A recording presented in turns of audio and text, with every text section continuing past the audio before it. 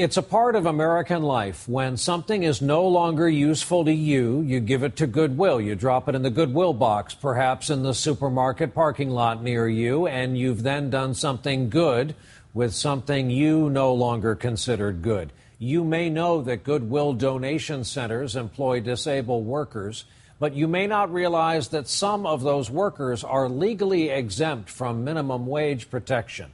That means some end up making just pennies per hour. It is legal, but tonight Harry Smith takes on the question of fairness. Goodwill, a place where you feel good about leaving your old clothes, a place where you feel good about shopping in a tough economy. Goodwill's mission is to give jobs to people who are down on their luck or have a disability.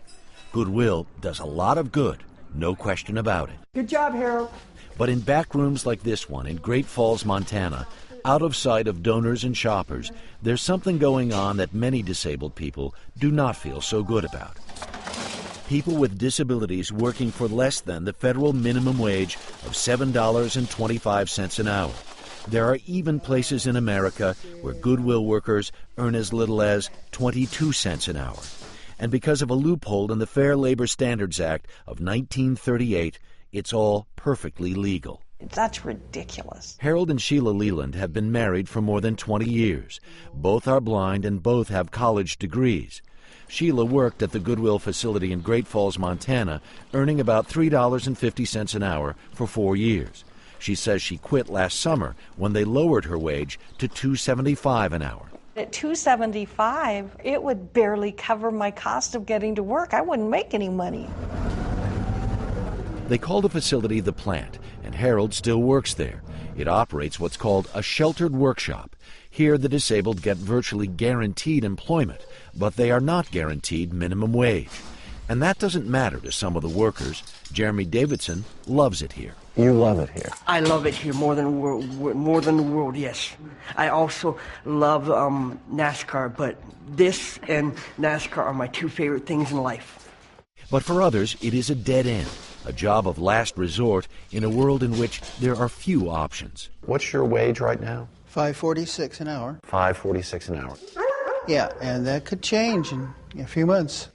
It could change because sheltered workshop wages are determined by a speed test every 6 months. Goodwill staff use a stopwatch to see how many items of clothing Harold can hang in a minute. You're allowed 2 mistakes, and then anything else after that, your quality is considered poor, so your percentage of wage goes down. We talked with 3 advocates for the disabled, all of whom are disabled themselves. I wouldn't pay anybody a subminimum wage because I'm not willing to tell people day after day, week after week, month after month, and year after year that they're not worth it. Dr. Mark Maurer, president of the National Federation of the Blind, has been leading the fight to ban sheltered workshops altogether. The sheltered workshop system takes people and systematically tells them they're not as good as the rest of the workforce. We found Department of Labor records showing hourly wages for Goodwill workers in Pennsylvania as low as 22 cents an hour, 38 cents, 41 cents, 44 cents. The list of wages under $2 an hour goes on and on. But that's only part of the story. While some Goodwill workers are making pennies, their bosses are faring a bit better. A half-dozen regional Goodwill CEOs make $400,000 a year or more. Many others make nearly that much. In 2011, the CEO of Goodwill Industries of Southern California took home $1.1 million in salary and deferred compensation. For someone who is an advocate for the disabled, how does that sit with you? Is my head spinning right now? Because that's how it sits with me. Kathy Stefke once worked at a Goodwill. She's a disability rights activist based in Wisconsin. How can anybody possibly go into human services thinking they're going to get rich and do so on the labor of the most vulnerable citizens that we have? How can that be fair or ethical? What's more, Goodwill grosses almost $5 billion a year. Advocates are outraged that a tax-exempt nonprofit that gets hundreds of millions of dollars in government funding does not pay some of its workers minimum wage. Does it feel like exploitation to you? It is exploitation. It is unquestionably and clearly exploitation. Ari Ne'eman is president of the Autistic Self-Advocacy Network. They're able to collect charitable donations. They're able to present themselves as doing good work, and yet they don't have to do right by their workers. Ari, let me ask you this. If I'm an executive from Goodwill, one of my arguments is I'm paying wages that are commensurate with the ability of the people who you smile, with the people who I have in my workshop. I think that if you had a person with a stopwatch standing outside your office on any given day and assessed as compared to some hypothetical other broadcaster, how productive you are, I think the result would be somewhat arbitrary. Jim Gibbons, president and CEO of Goodwill Industries International, dismisses Goodwill's critics.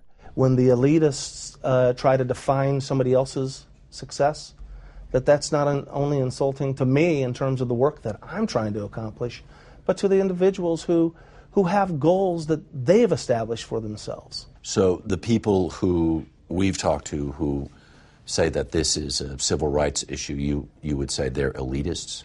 I would say that every individual has a right to define success for themselves. Gibbons, who himself is blind, made more than $500,000 in 2011. He insists Goodwill's pay scale in sheltered workshops is fair. As I look at some of the hourly wages, $1.52, 58 cents an hour, $1.30. This just goes on and on and on. You know, Harry, no matter what the person's issues are, whether it's a disability or anything else, what you see is everything's focused on the individual, their goals, their skill sets, and their abilities. Your regional CEOs, some of them are making $500,000 or more. How do you justify that disparity? I think these leaders are having a great impact in terms of new solutions, in terms of innovation, and in terms of job creation. I hear what you're saying, but I'm looking at a company that makes so much money. It looks to me like you've got the money to pay these people minimum wage. The whole driving force and why Goodwill has such a major impact in the communities that they're a part of is because Goodwills in our history have always been market-driven. It's really just that simple. If you don't let that happen, then you're not around for the next day. Gibbons says with a total workforce of more than 110,000 people, Goodwill employs between 7,000 and 8,000 people with disabilities whose pay, according to the Fair Labor Standards Act, can be below minimum wage. He says Goodwill gives people with the most severe disabilities an opportunity to work, an opportunity they would not otherwise have.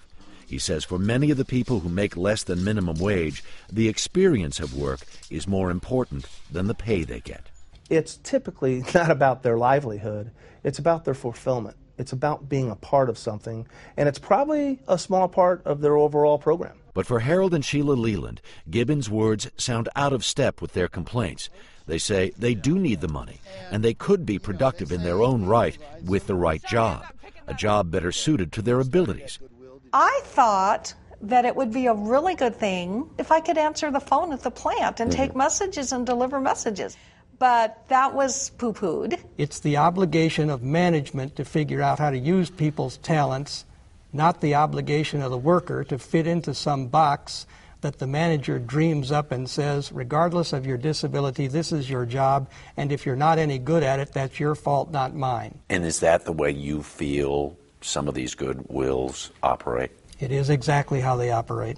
It's a question of being able to be treated like a first-class citizen in this country and have the rights of other people to work to obtain the things they need and to be the people that they can be. It's a civil rights issue for me.